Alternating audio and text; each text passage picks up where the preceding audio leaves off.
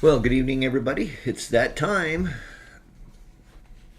Let's sit here and let's check the audio real quick. Check, test. Well, good evening. Sounds pretty good. Alrighty. So, yeah, hi, everybody, and welcome. Excuse the background, but I'm in the middle of painting. I've got, plastic up. I have this part of this window, well, I guess it's a blind taken apart behind me. And I was getting a really funky reflection off of it, so I had to hurry and hang a blanket on it. But yeah, things are going along here in Arkansas just fine. Unfortunately, I have to report that my dad did pass away yesterday morning around 9:30. I was there, so that was nice. But yeah, this is all coming our way, so it's okay. But yeah, so I've just about finished painting the entire house. I have one bedroom, a little bit of this wall to finish, the one behind me, and then the utility room, and then I'll be done painting. So it is my hope and anticipation that I will be returning to Idaho sometime around the 20 something, probably around the 24th or 25th. I'll start the trip back to Idaho, and then we'll sort of be back to normal. And thank you, everybody, for your thoughts and prayers. It's been greatly appreciated. Let me go back and just look into the chat, because I know George, aka Dad, had made a comment before the stream started, and I thought I wanted to share some of it. We had talked a while back about how to clean the flusher in your black tank. Typically what they are is they're a little spinning sprinkler-like widget that's mounted in the top of the tank, and so that sprays water, spins and sprays water around the perimeter of the tank and helps flush out all of the heavy sludge and junk. And they do get clogged up with, I guess you'd call it sturdivite. It's really lime. Sturdivite is when it gets really thick and nasty, and the lime scale, it just plugs up the little holes. And so George, aka Dad, did try the CLR trick in the flush hose. He says he put a couple cups in there and connected to the tank flush. He put an air nipple on the hose and used his electric bicycle pump, which is pretty ingenious, by the way. Electric bicycle tire pump to push it through. The pressure went up to 70 and then gradually dropped back to 30. He said he could see foam coming out of the black tank drain. That's a good sign. And when he hooked it back up to water to flush, worked, but it needs a second dose. He says they're out in the Sevierville, Tennessee, Dolly Parton's hometown. And so yeah, just a quick comment, George. What a way to really improve that is to hit it with the CLR and then wait about 3 or 4 or 5 minutes. Hit it again. So I would put the 2 cups in, pressurize that hose a little bit, just enough to push the CLR in through the head. You don't want to completely push it all through, and then stop and wait for a minute, and then hit it again, and then stop and wait for a minute. And what that's doing is it's giving that CLR a chance to dissolve that lime that's accumulated in that head, and that works a lot better to just give it a little bit of time when you push a little bit through and then wait, and then push a little more through and then wait. But yeah, it's a great way to clear your flush head out. Let's see who all is in the chat tonight. John Besmek and I have been had a nice discussion in the pre-chat. Gary D has been hanging around as well from down in Arizona. John's out in Michigan. And let's see, we've also got Vincent RV Life. Bruce is here from the beaches on the Florida Emerald Coast. Sounds bucolic. Robert Covington checking in from Tennessee. Gary is out in Arizona. Sun City is where Gary's at. Let's see. Judy Kimbrough's in. Judy, hi. How are you doing tonight? So glad you're here. Eric Myers is checking in from Indian Creek Recreation Area in Alexandria, Louisiana. Thank you, Judy. Yes, I know it's such a cliche, but he's at peace now. He was in quite a fair amount of pain towards the end of over the last week or so. We actually started hospice on him last Thursday. Thursday it was. I don't know. My time is all messed up. And again, he passed yesterday morning. So thanks everybody. Michael, thank you. John, thanks. George says he was holding his dad's hand when he passed in 2007. Yeah. It's been good to be here. It's sure a lot of work to paint a whole house by yourself. I haven't done that for a long time, but it's coming along nicely. The light isn't really good, or I would show you guys kind of what I've done. But I just kind of picked a neutral color, a kind of a pale yellow. You can kind of see it, I guess, in some of the walls here behind me.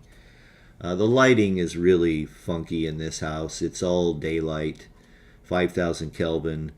And it makes my bags and my eyes show really bad, and they're kind of baggy because I haven't been sleeping well anyway. Joy Rogers, Newark, New Jersey. Joy, you get around for sure, girl. But hey, we're happy to have you here. Tom's in. Hi, Tom. Round Town Scouter checking in from Carlsbad, New Mexico. So great to hear from you all. If you're out there and you have a question but you're shy, you're more than welcome to email me. TRBowlin, BOWLIN, @gmail.com.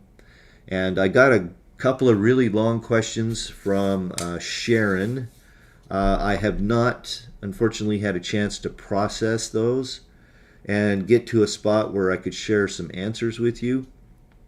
But Sharon, I promise that I will do that next week. And so please bear with me, but we'll get through all of the stuff that you'd asked me, and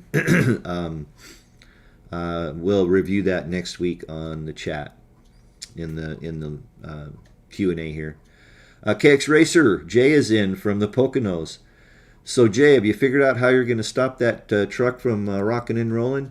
Jay has just recently rebuilt a classic 1970s truck camper, and he mounted it on his truck, and he's got quite a bit of body sway with it. But it's a lifted truck. And as I mentioned on the video, comment I made after it posted, I believe it was Sunday, that tall truck and everything, probably it's going to be a challenge for sure. Tom Downey asks, have I ever used a tone generator? Yes, in many cases. My past life, I was in radio as broadcaster. I was a DJ and an engineer. I was the operations manager for a radio station, in fact, a group of radio stations. And so, yeah, we use tone generators a lot. We use white noise generators, pink noise generators, those sorts of things. So, yeah, I've used a tone generator before. Do you have a specific question, Tom? Joyce says she loves Poconos. I do too. It's a beautiful country out there. He says, oh, and KX Racer, he says, yeah, I figured it out. I'm very behind in posting videos. I know the feeling. I was editing this week's video, and I had made a comment in it about how the video was probably 4 to 5 weeks delayed, and really it's coming up on 3 months that I'm behind. Well, I'm really not behind. My plan all along was to just cram and jam a bunch of videos together, get them recorded, and then probably over the winter I'll be trickling them out one a week as winter proceeds. So yeah, Tom, that's the first thing I thought. The old saying, if this camper's a rockin', don't bother knocking. Great Stevie Ray's Vaughn song. If the house is a rockin', don't bother knocking. What show was that on PBS? It was out of Minnesota. It was a home improvement show that they used that theme on their show for quite a while. What was that called? I used to really like it. I watched it quite a bit. Jay, KX Racer, says he went camping with it over Labor Day weekend. That was the maiden voyage. Excellent.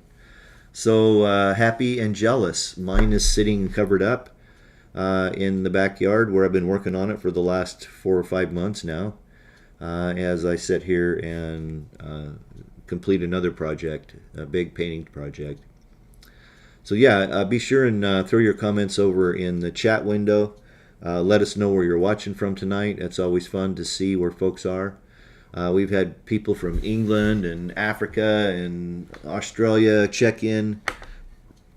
The Sand Van is a viewer, and they check in every once in a while. They're down under in Australia.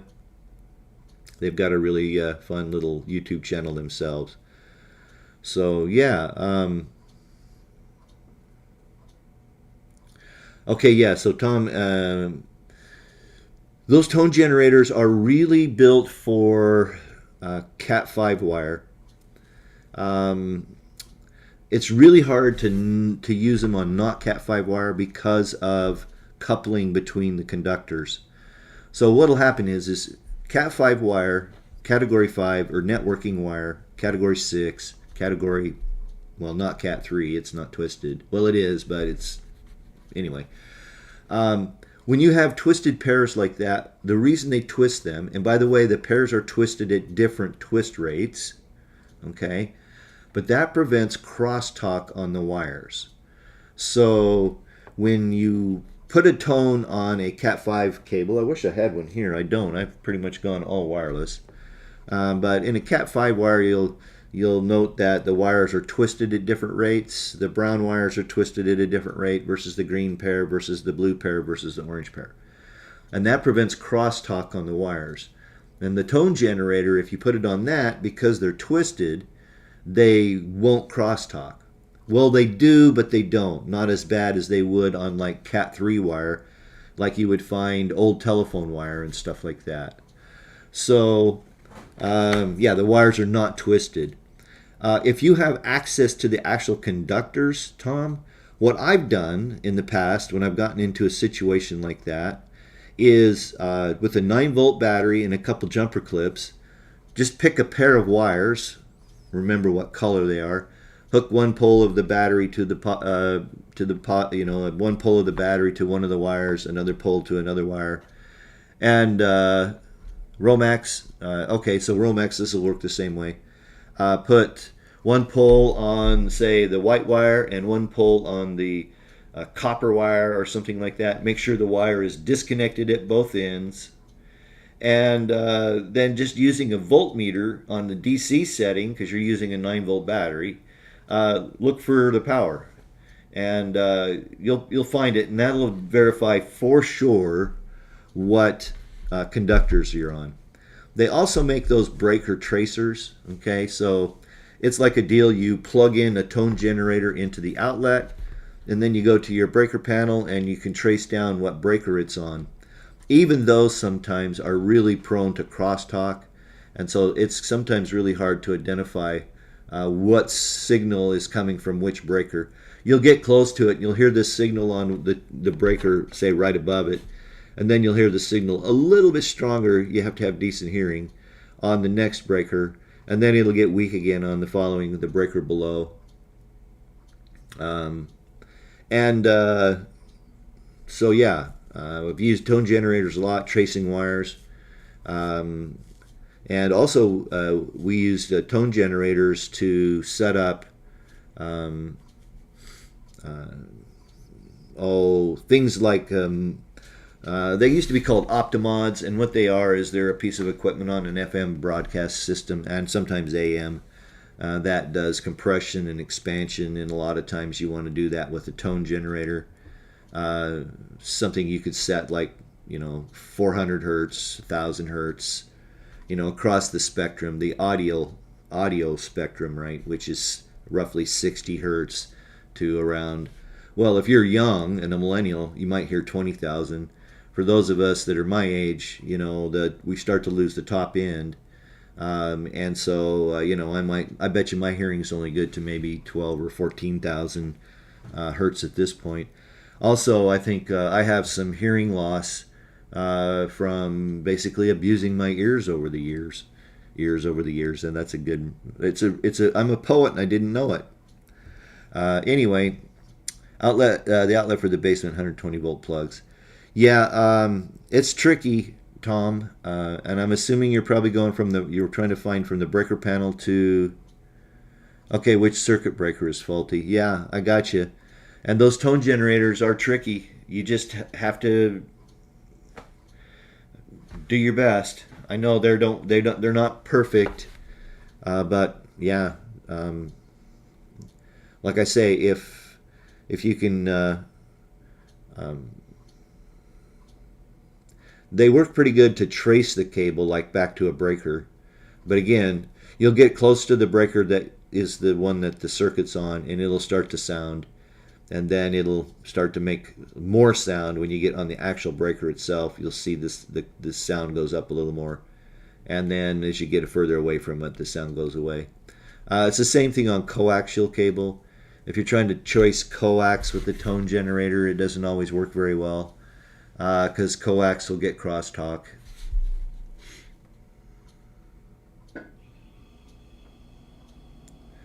Yeah, I hear you. Let me go back up here to the comments. Oh, Joy has some broadcasting background too. She was in college radio. Yeah, I worked in broadcasting for 22. Yeah, I think it was 22 years, maybe 23. I lose track. Around 1976 to 96, December 20th of 1996 was my last day in radio. The stations that I worked for got bought and sold 3 times in 3 years. As operations manager, I never knew if I was going to have a job from one day to the next. And when it happened the third time, again, you go months on end and you don't know if you're going to have a job. And I finally just said, I've had enough of this. And so I changed over and went into computers. I changed careers at 36 years old, something like that. It was a good move, by the way. So yeah, if you do have a question, be sure and throw it over in the chat. Be happy to answer your questions. I didn't really, a lot of the questions that have come in, the normal questions that have come in through YouTube, they've been kind of like my normal questions. A lot of questions on the taking care of your holding tanks and stuff like that. I was just trying to get over here and see if there was anything that stood out for me. I really haven't had a lot of opportunity to do a lot of preparation for the stream the last 3 or 4 weeks since I've been so wrapped up with taking care of things here in Arkansas.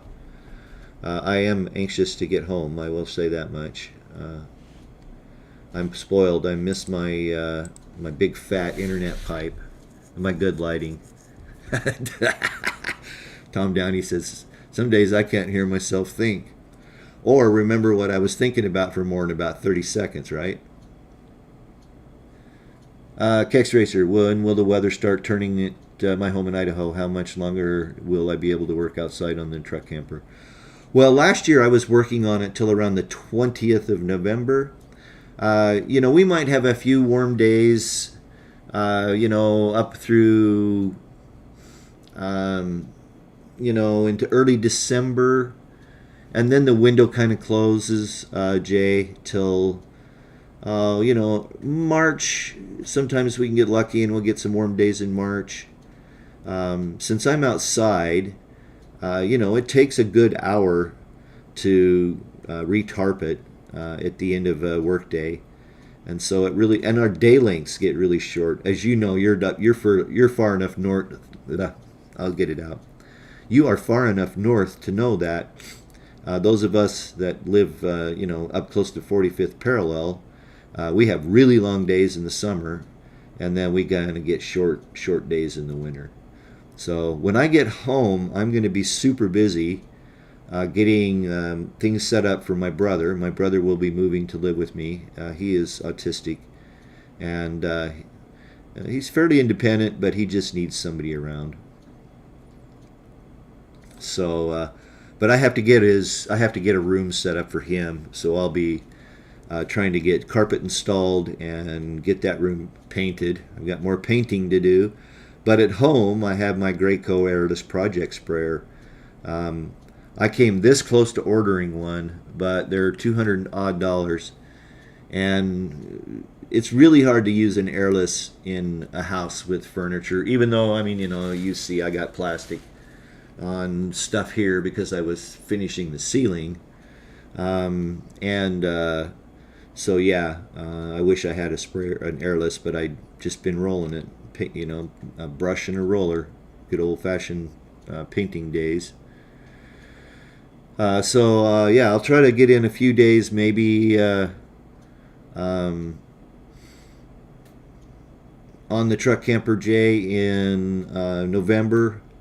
Basically, I would like to get the roof on. I think I can do the siding, if everything works out right, in probably 2 or 3 days. So I'd like to try to get the siding on, but the weather may be crappy and it might just have to stay wrapped up. The way I wrapped it up, it was pretty thorough, and what I ended up doing is because I didn't have all the insulation in the roof quite yet. So what I ended up doing was, let me slide this chair up because I need to lean back, my back's tired, is I took the full sheets of insulation, the 1.5 inch stuff I was using, the polyiso, for the roof, and I just laid it on the roof because, the roof has open framing and the water would have laid inside that framing and that could have caused some trouble. And so yeah, I put the full sheets of foam insulation on the top and wrapped it up really good with 2 tarps, an 8 mil and a 12 mil tarp. And so it's wrapped up pretty good. I have cameras on it. I have security camera system at home. And so I've checked on it, and it looks like everything's holding up. Plus I have friends that are stopping by the house to check on it and keep an eye on things. And I asked my friend Tom to look at it the other day, and he said it was holding up just fine. There was nothing to worry about.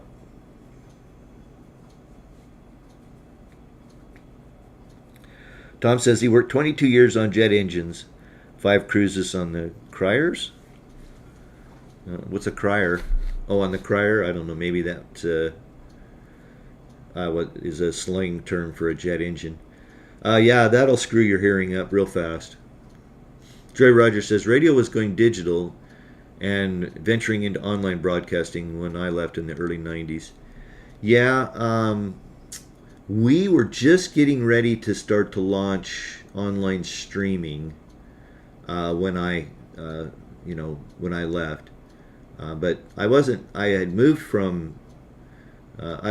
This is kind of way off topic. I hope people don't mind. I mean, I don't have any RV related questions, so we might as well sit here and chat for a few minutes. But when you sell a commercial radio station or any commercially licensed FCC type of station, radio or TV, typically what will happen is they will put in place something called a licensed management agreement. Ultimately what that is that the licensee of this signal, whatever it may be, TV or radio, is responsible for the legal operation of the station.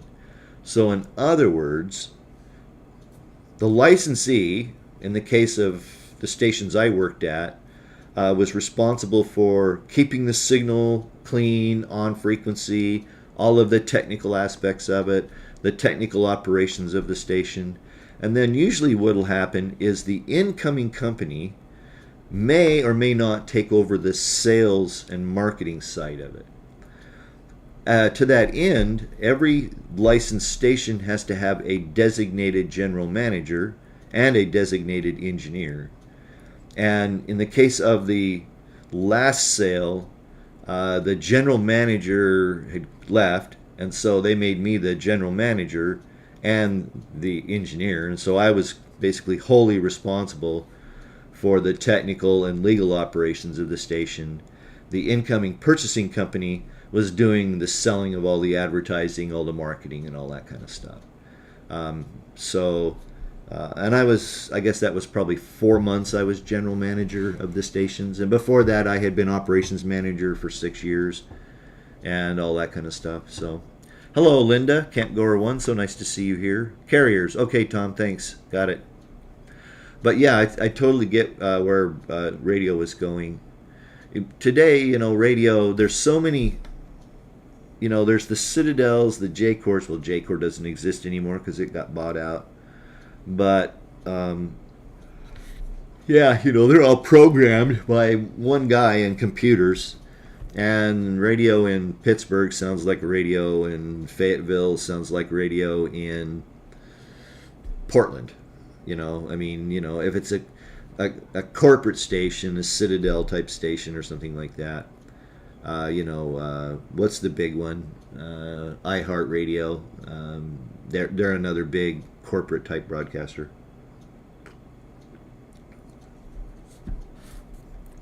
Oh, Ben Denby checking in from West Palm Beach, Florida. Ben had a busy week last week. He kicked me an email over the weekend. Ben works for Motorola, and he spent 5 days helping all of the emergency services down there get their radios going back up and running. So thanks for joining, Tom, Ben. So glad to see you're here. KX Racer says, I'm probably going to need help on to put the long siding pieces. Yeah, I totally will. And I've got some help lined up when that comes. KX, looks like I might have missed a couple comments. Sorry. KX Racer says, a lot of projects I see. Yeah, I've always got 12 projects going at one time. It's just the way I work. It's like here on the house. I mean, when you're painting, you're patching walls, and then you got to wait for the mud to dry. So you're off, go painting, and then you do some trim, or you might do the corners, and you got to wait for that to dry so you can come back and finish the corners and the walls and all that kind of stuff. So, yeah, I've always got 100 projects going at one time, it seems like. Oh, yeah, okay. Tom says he's on the Coral Sea and the Ranger. Cool. Tom Downey, he says he missed the Radio Shack. Yeah, I do too. There's a few around. Actually, there's one in Pocatello, and there's a Radio Shack in a little town just to the west of here, about 8 miles. So yeah, and actually, last summer when I was here for 18 weeks, if you follow along, you know that you've seen this background before. Sans the pink blanket.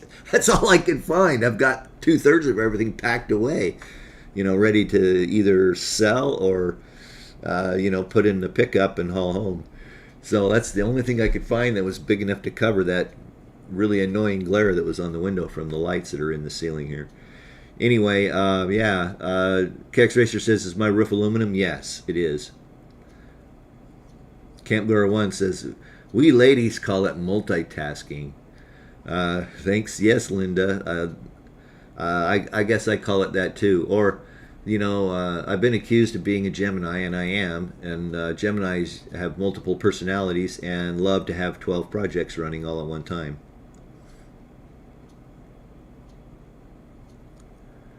Joy Rogers, I saw a Radio Shack recently. I thought they were all gone. Wow, love them. Yeah, there's still a few around. I think Radio Shack Corporate is pretty kind of gutted. What the hell happened to Tandy and Radio Shack? I mean, wow. As a radio hobbyist as a kid, I mean, we didn't have, the town I lived in wasn't big enough to support a big electronics store. So, yeah. But now, online, and I just saw Tom drop a comment. Hi, Robert. So nice to see you in tonight. He says he ordered a simple DPDT switch, 2-week wait. Go over to DigiKey, Tom. You can get them like that fast. digikey.com. They're a huge online electronics distributor. There's another one out there, and I'll think of it in a minute. But I use DigiKey almost exclusively, and have for years. just because I really I've really been pleased with their service, and they have about everything. But yeah, waiting 2 weeks for a double pull, double throw is ridiculous. KX Racer asks, did I leave the aluminum roof all in one piece or disconnected the seams? I left it in one piece. The way the roof detail was, KX Racer, was the roof itself came down over the sides. Okay, so there was a roughly, I'm going to say a half of an inch of overlap down the side, which helps with water shedding, right? Because in siding and stuff like that, you want the seams to be overlapped from top to bottom, so the water runs off of a seam and then down the panel and off and down. Otherwise, if it's the other way, and you have a corner like that, that water can hit that corner and leak in behind the siding. Of course, you know that. So anyway, yeah, so it wrapped around, so it was one large piece. And I had two of my friends come over when it came off, and it came off pretty easily. I didn't record it, unfortunately. They didn't want to be on camera. But you probably have seen it or will see it in videos very soon. I just have it laying on the grass behind the truck camper.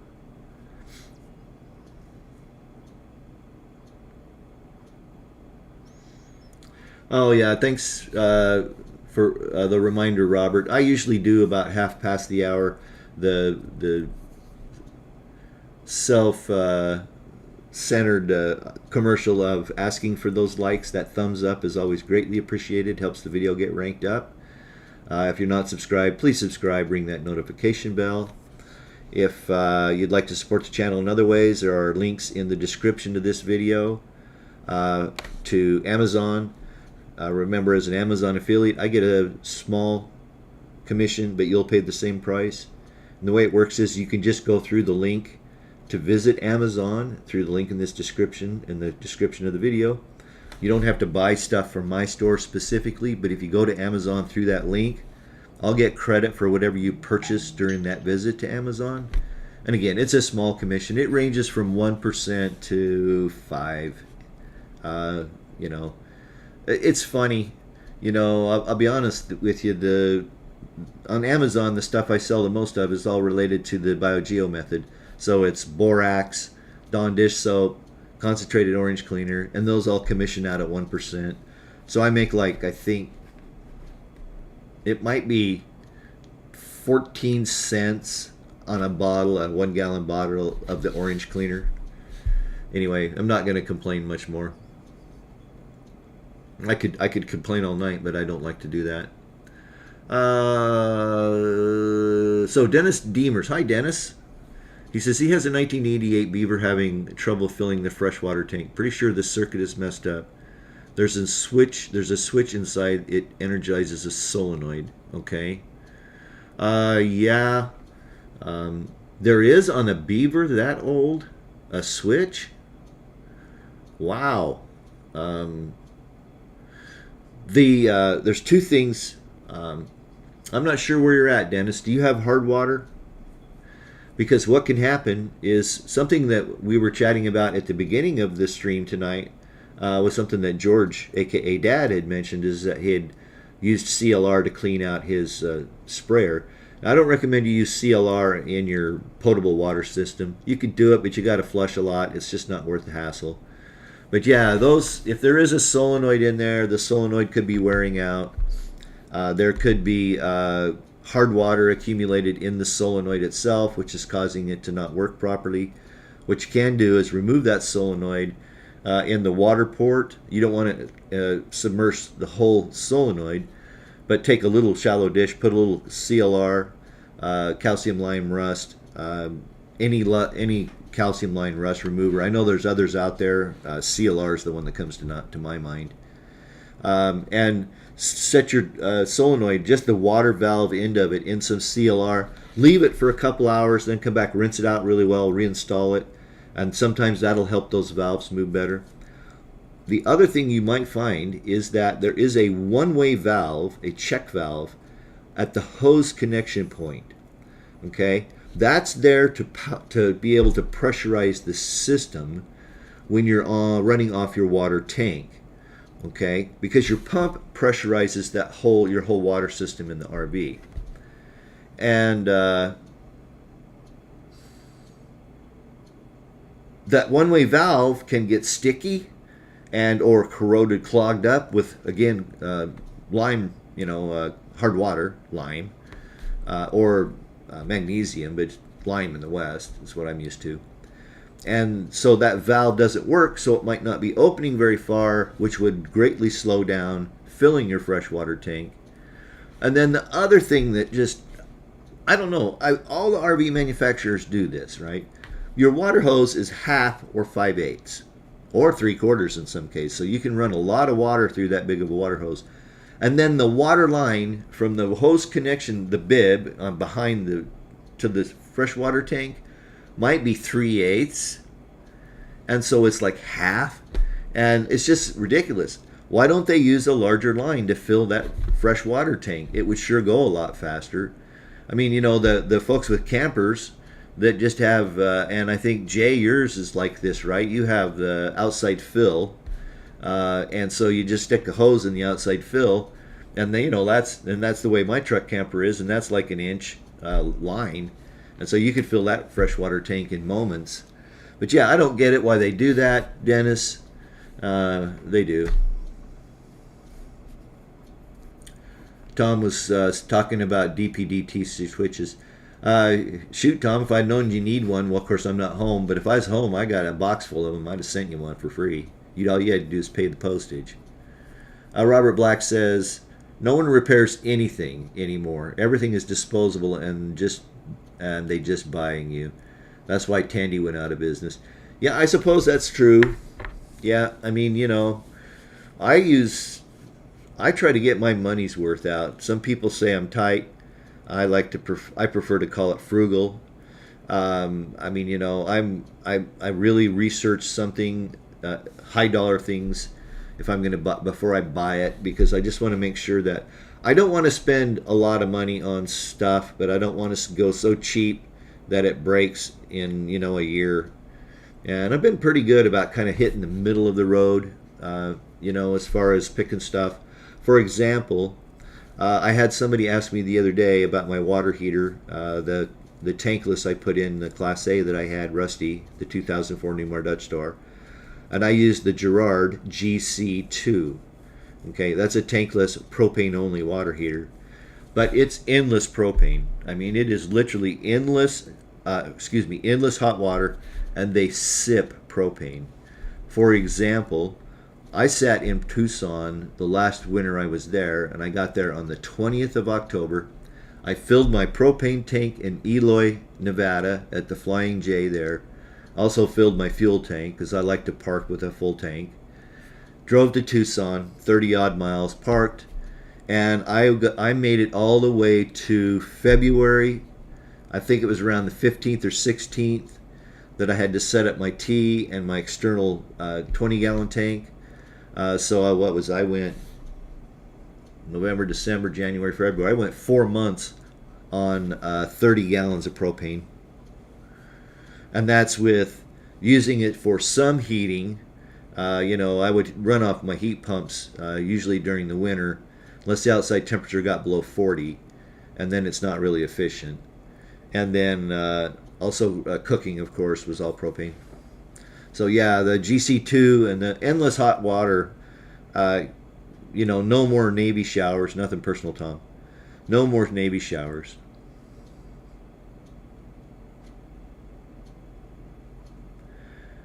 Yeah, thanks for the reminder, Joy. Buy new, not you. X7 Gaming YT, hello. I bet you're a spammer. Hello, we are from, where are you from? You didn't complete your comment, but we'd love to hear from you if you're not a spammer. If you're a spammer, I'm going to zap you.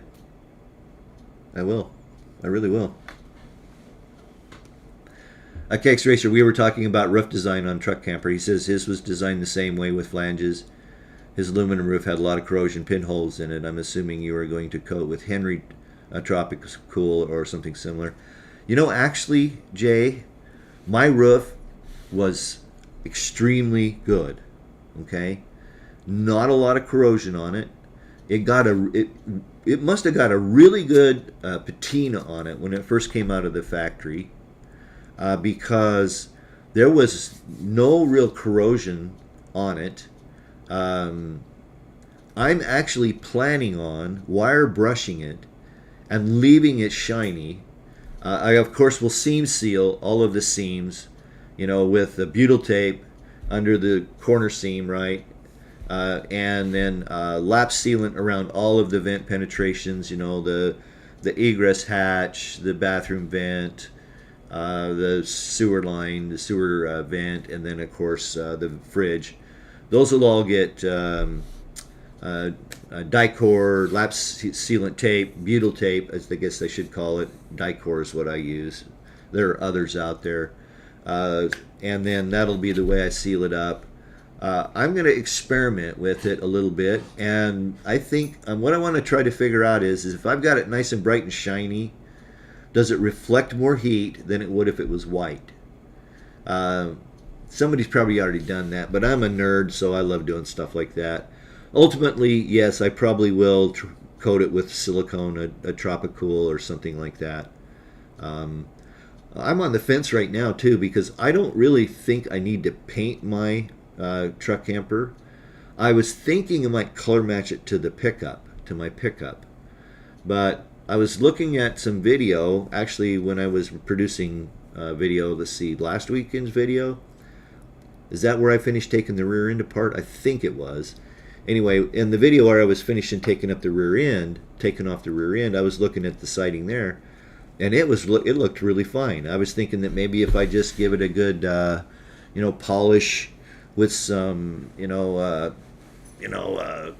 wax, polish the oxidation off of it, get a good coat of wax on it, and see if I can get by without painting it. The problem there is if you do wax it, then you got to take all that wax off if you decide to paint it, and that's a pain in the rear. So if you do have a question or a comment, feel free to leave it over there in the chat window. We're kind of we're just popping back and forth between questions and reminiscing and stuff like that. So the format's kind of open, but yeah, if you have an RV related question, leave it in the comments.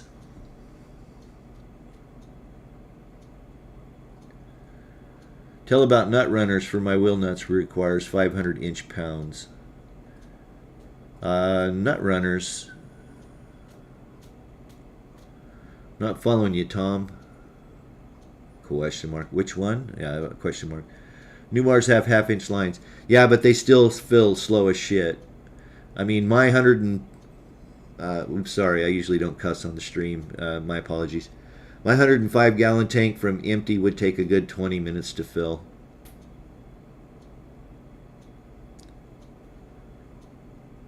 Yeah, Kex Racer, truck campers and campers, towables, I should say travel trailers, and some fifth wheels have the old, door you open up, you stick the water hose in, the fill port, and you crank it on, and it'll fill as fast as the water hose will deliver the water.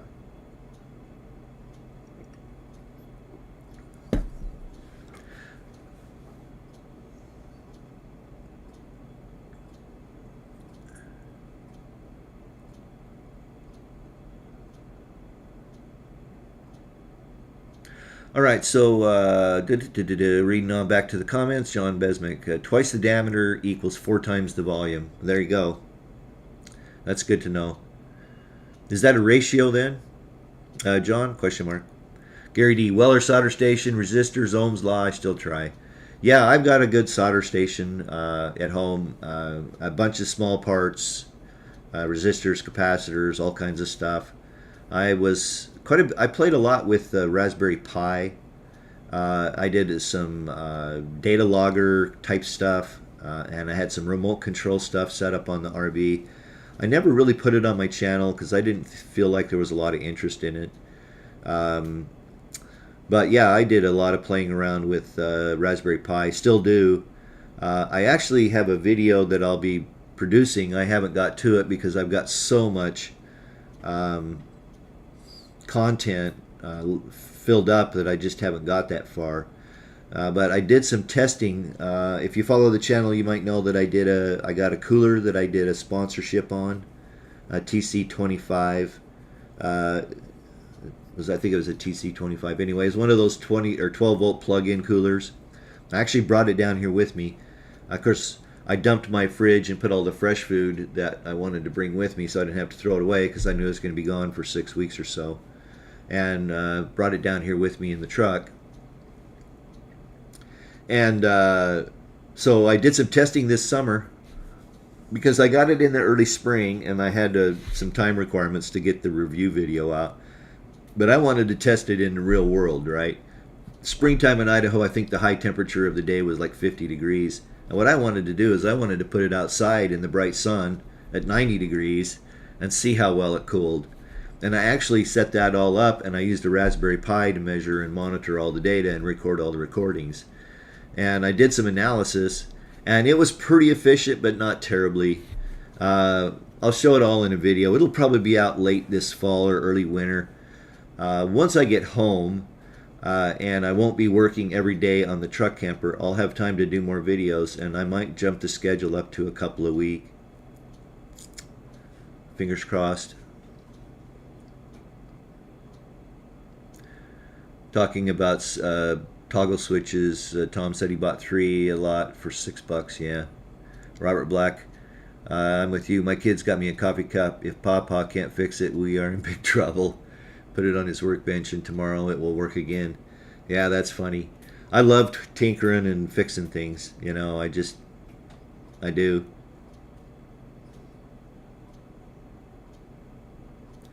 Oh, slide switches, 3-leg. I bet you I've got some in my stuff. I have been collecting electronic stuff for years, Tom. But sounds like you got them, and I'm not home, so we're wishing and fishing. Cake Searcher said, mine looked good from the outside, but when I shined a bright shop light on the back side of the roof at night, I was amazed at the problem of 40 pinholes I found. Yeah, mine was clean. I don't see any surface corrosion at all on it. I mean, I was surprised. And I did note that not to wire brush, and I misspoke. I use those abrasive brushes. The abrasive, they're like a wire brush. I don't know what they're. I mean, it's got abrasive. It's silicon carbide. Flap strips or flap discs and stuff like that. I mean, that's how I do my polishing. But I did restore the bumper. I'm pretty sure. I don't even remember. I've got, I'm so time warped, not being around. It was two videos ago, 2 weeks ago, or right around the end of September, was when I demoed the rear end and removed the bumper, and I have since restored that, and it turned out amazingly well. But it was steel. It was rusty. Rusted through in many places. I couldn't find any place to get it rebuilt. I don't have a welder. I would rebuild it myself. So I think what I'm going to do is buy an inexpensive flux core wire feed welder probably this winter or maybe next spring, and buy the steel and rebuild the bumper myself. But I wanted to get a bumper back on it. I had plans to be out camping right now. I had planned to be fishing up on the Teton River, and up on the Henry's Fork of the Snake River, up around Island Park, and I had plans to get up on the Madison River and then go into Yellowstone and fish. And I would have been doing that basically pretty much starting right now, because fall fishing can be amazing. The water's down, they're not irrigating. There's a lot to it. Tim Myers checking in. Hi, Tim. Don't worry, mate, because your grandson's far more important, and it's good that you get to spend time with him. Oh, your old nut runner torque wrench, yeah.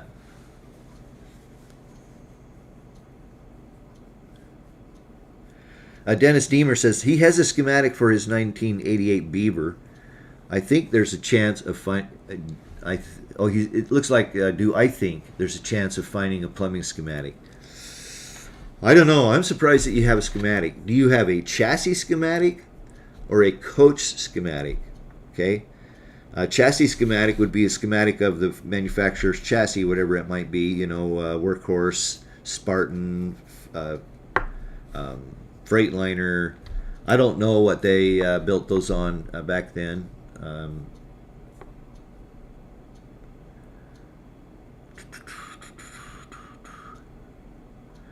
Chance of finding a plumbing schematic.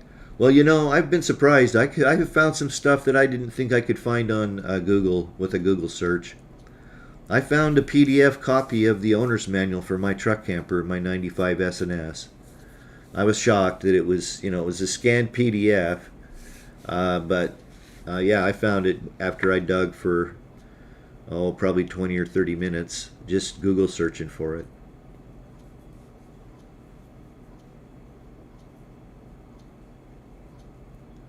Oh, we were talking about the ratio of how much volume you get through a hose or a pipe. I guess that would be a circle, but it is a ratio. Tom says he's built 4 Heath kits. Yeah, I did a lot of Heath kits. Eric Myers looks like he did a lot of. He loved Heath kits too. I built one of the Heath kits shortwaves. I built a Heath kit ham radio. I think it was 80 meters. Yeah, I think it was 80. Stuff like that. I love that stuff. George A.K.E. Dad says, I still have a Dometic 3-way gas 12-volt 120 that I bought for tent camping in the 70s.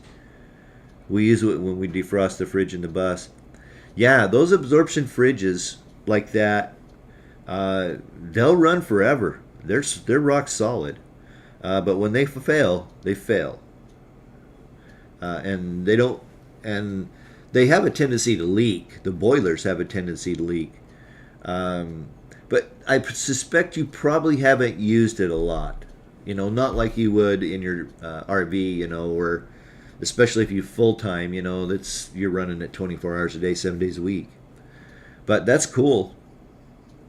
Gary says, I need to get a tent and go fishing. You're damn right, Gary. And I need some TR time. Yeah, I'll be honest with you. I greatly enjoyed every minute I was working on the truck camper. I really did. I thought about it a lot. I mean, especially, and admittedly, I know the comments, you're crazy, scrap it, burn it to the ground. Tom Downey beat me about the head and neck for about a month when I first started the project, telling me I could have done better by buying something. But I have thoroughly enjoyed the work. The ability to, and because I love learning new things, but the ability and the skill that you build, tearing a wall apart like I had to, and then putting it back together, fighting it, trying to get it square, I just love that kind of work. It's just really satisfying when you step back and you see what you do. And you get the double satisfaction, which is one of the things I do appreciate and enjoy about YouTube, as well as, interacting with all of you. It's a blast. I really do enjoy it. But the actual editing of videos, it's non-linear editing, and that's just a fancy way to say that you're not editing in line. You can go and chop and cut and paste and move things around and recombine and reorganize things so they make better sense. Because what you see in the video is not the way it was recorded. Because a lot of times, I would be working on some piece of it for a while, like the rear, and then the sun would get to a spot where it was just too dang hot, and I'd have to move up and I would work with the shade that I had during the day. So on the truck camper, I had 2 or 3 things going on. I remember one day, this would have been in the middle of August, because I was laughing at myself that I had too many things going on. That I was working on the rear, and that was too hot, and then I was working over on the side, taking care of some things on the side, and that got hot. And then I went around front and was working there, and then I was doing some painting of some panels that were going to go in, and just bouncing around from project to project. chasing the shade around, basically, because it was so hot. You know, it was in the upper 90s, that kind of stuff.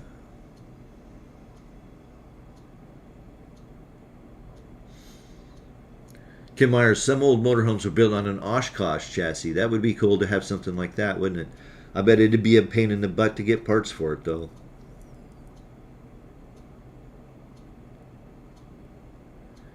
Tom Downey, they were all Beaver built by Beaver Custom Coaches. We own two. Oh, you did. So Beaver actually built their own chassis? Question mark. George AKA Dad says you might find a Beaver club that is people who have old Beavers and are passionate about restoring them. Yeah, and Dennis, do you use irv2.com? irv2.com. They've got a Beaver forum. There's a Beaver group on there, and I bet you go in there and you're going to find guys passionate like you that maybe you could maybe help somebody out by posting that schematic, and you may find somebody with the plumbing, and you may find somebody who's restored one and figured out and has a schematic of the exact, you know, how they were built, what goes where. Fortunately, the plumbing in them in those things is not really complicated. You know, I'm not belittling the coach in any way. The plumbing in the Newmar that I had, and that like Tom has and stuff, George, that was pretty straightforward. There's nothing special about it.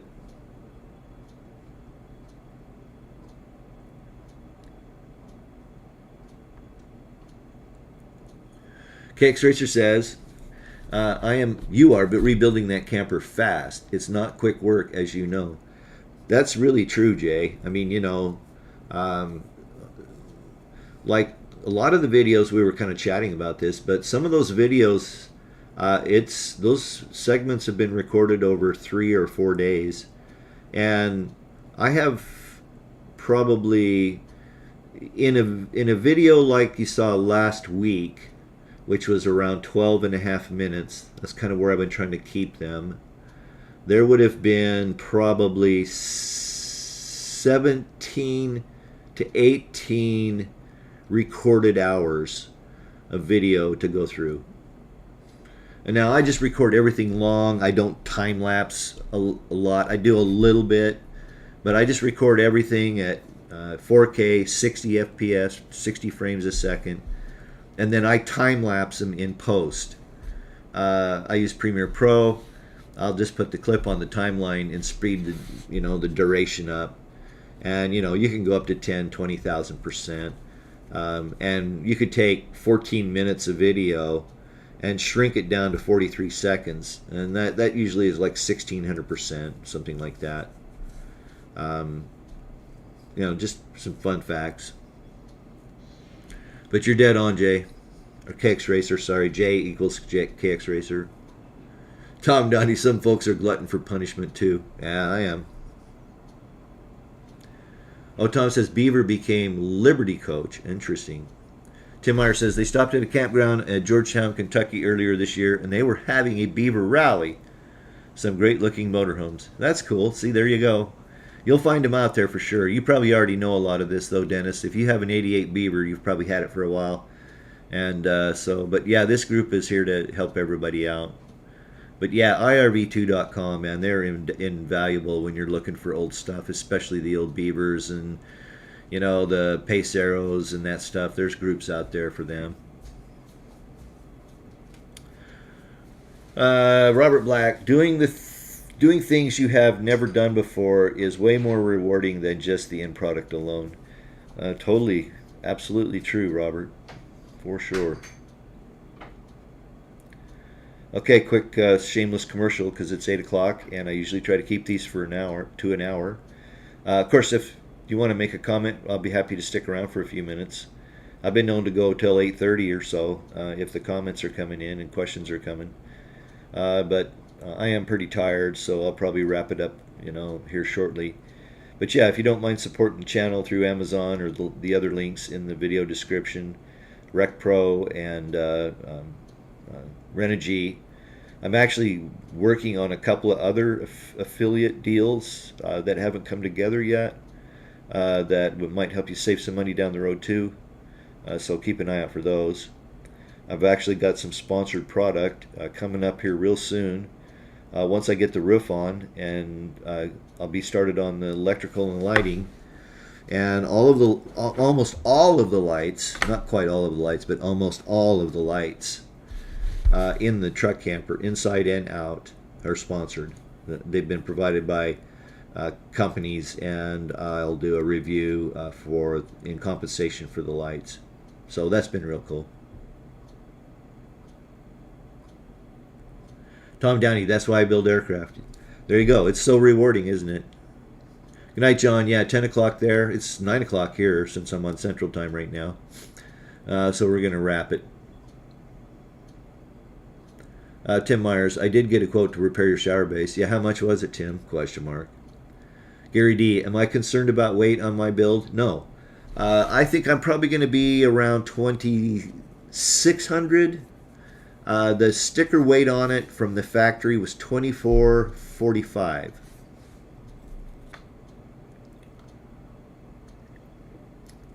I'm adding some weight. I've changed up a bit of framing, mostly for convenience, because I had more 1x2s than I had 1x4s. So an actual wall on the rear that was built out of 1x4s, I just made it out of 1x2s. It's the same difference, you know. But yeah. So I changed some stuff up like that.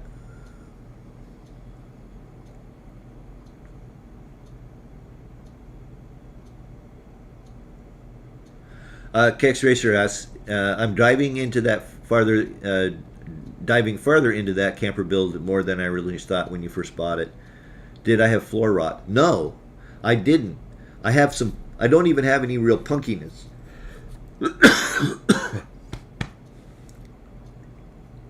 Excuse me. The bottom of the camper is a little bit dry and crusty. Parts of the pedestal were too, but I found I could sand those. So I sanded them, primed them, painted them. They look beautiful. I'm not worried about it. And there's a couple spots, like where the bumper mounts. I can't really move those because that's metal. So what I'm going to do, Jay, is reinforce those with a piece of like 3/8. I think I can get by with adding a 3/8 piece of reinforcement. I've got room underneath the truck camper where there's some spots where the bumper mounts to reinforce that wood. Because the screws, sorry, the screws were all rusted out, and yeah. And then there was some rot in that one corner. You saw me do the video called One Part, where I took that one part from start to finish. That was technically a floor piece. There was a floor piece in the container, and then there the floor piece where the water heater and that storage compartment was, and that was totally rotten. But there was no floor rot inside. I got lucky, because otherwise I'd had to start removing the interior pieces, and that would have been a huge pain in the butt. Moving the interior walls and the counters and that stuff. I didn't have to do any of that. I got lucky. Thank you. Thanks, Robert. Nice to have you. Gary D, some airlines didn't paint. That's true. Joy Rogers, this group is great to keep expanding the mind. Definitely keeps your mind young. Get some rest. Sorry to hear about my dad. Thank you so much. And thanks for answering all our questions. I'm so happy that you could join us, Joy. And I look forward to seeing you next time. Oh, Tim Myers, $350 for an inlay. Okay, well that's, I don't know, that seems reasonable. I don't know. I've never really worked with that stuff. I would wonder. And that's installed, Gary? Question mark. Because that's installed, I would do it. Because you got to think that getting to that drain in that tub and getting that so you can remove that and replace it, that's crawling in and up and underneath, and oh my God, I bet you that's a huge pain in the rear. Unless you're lucky and it's open and you can get to it.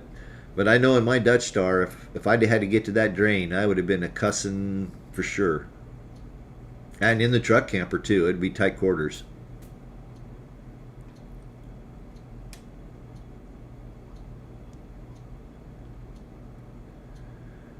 Oh, Gary, he was talking about weight of the paint was an issue. Yeah, I was watching like the A380, how they build the A380, and I think they said there was 600 gallons of paint that it took to paint that thing, and it was like a ton and a half of paint, or just in paint alone on like the A380. Yeah, Jay, for sure. He says, KX Racer says that no floor rot saved you a ton of time. That's great. Thanks for the live. You're welcome, Jay, and thanks for joining us from the Poconos. Look forward to seeing you again real soon. Tim Myers changed his mind and took his message back. That's all right. All right, it's 8:06 according to my clock. I'm going to call it good for tonight. Hey, thanks, everybody. If everything stays the same, I will be here next week. There's a very good chance, though, I might be traveling the following week on Tuesday, because I think I'm actually going to be leaving here on Monday the 24th. So I might not make it in 2 weeks. Well, I'll know for sure next week. So, with that said, thanks everybody. Good night. Good night, Jay. Good night, Gary. Tim, John, everybody in this chat tonight. Had a great evening. And I look forward to seeing you all next week. But until then, have a great evening. Peace.